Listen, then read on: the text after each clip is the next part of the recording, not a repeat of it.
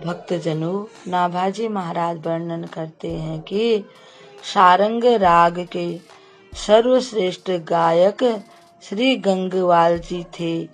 एक बार बादशाह ने इन्हें बुला लिया, परंतु इन्होंने जाने से अस्वीकार कर दिया। परंतु बादशाह ने इन्हें जबरदस्ती बुलाया। अब आज हम इन्हीं की कथा सुनेंगे। श्री नाभाजी महाराज वर्णन करते हैं कि एक बार दिल्ली का बादशाह वृंदावन आया। उसने इच्छा की कि कोई हमें सारंग राग सुनाए। लोगों ने कहा, इस समय तो सारंग राग के सर्वश्रेष्ठ गायक श्री गंगवाल जी हैं।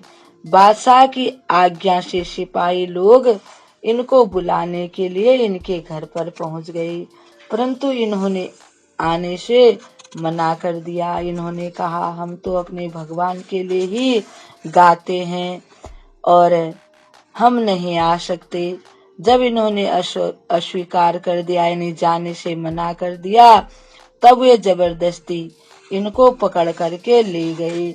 उस समय आपके साथ वल्लभ नाम के एक गायक और थे। दोनों ने जब राजा के पास पहुंचे तो राजा ने बड़ी विनती की। राजा का भाव जानकर इन दोनों ने स्वर मिलाकर सारंग राग का आलाप किया। तो उस समय राग का रंग सर्वत्र छा गया। बादशाह समेत सभी लोग बहुत ही प्रसन्न हुए। लोगों के नेत्रों से आंसू की धारा बहने लगी। बादशाह इतना रीझ गया, इतना प्रसन्न हुआ कि बादशाह हाथ जोड़कर खड़ा हो गया और प्रार्थना करने लगा कि आप हमारे साथ दिल्ली चलिए। परंतु श्री गंगवाल ने स्वीकार नहीं किया। उन्होंने कहा, नहीं महाराज, हम वहां नहीं आ सकते। हम ब्रज भूमि में ही रहना चाहते हैं। यही हमारा जीवन है, यही हमारा सब कुछ है। ब्रज भूमि ही हमारा जीवन है, अतः मैं अन्यत्र नहीं जा सकता। अंत में बादशाह आपको नजर कैद करके अपने साथ दिल्ली लाया।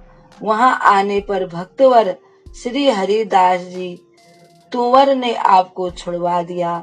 तब आप पुनः ब्रज भूमि में आ गए। मरे हुए को जैसे प्राणों का लाभ होता है, उसी प्रकार ये ब्रज भूमि में आकर प्रसन्न हुए। श्री गंगवाल जी भगवान श्याम सुंदर के प्रिय सखा थे। आपकी बुद्धि अति गंभीर थी।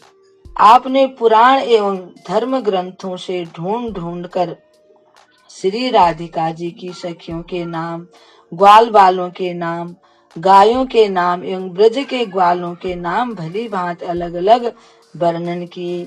श्री राधा कृष्ण के विहार का जो अपार सुख समुद्र आपने अपने हृदय में धारण किया, सदा उसी रस में डूबे रहते थे, यानी भाव से उसी का दर्शन करते थे। व्यर्थ एवं असत्य बातें नहीं करते थे। आप ब्रज भूमि में निवास करते थे एवं मन में ब्रजनाथ श्री कृष्ण को ही अपना सब कुछ मानते थे। गुरु और ब्रजनाथ श्री कृष्ण की कृपा की आशा रखते थे। गुरुदेव और हरि भक्तों की चरण रज में अनन्य भाव था, उसी से अपनी सदगति चाहते थे, यानी कि ये उसी को अपना सब कुछ मानते थे और चाहते थे कि इसी से मेरी सदगति हो जाए, मेरा कल्याण हो जाए। भक्त जनों, ऐसे भक्त श्री गंगवाल जी को प्रणाम करते हुए हम इस कथा को यहीं विराम देते हैं। ओम श्री परमात्मने नमः।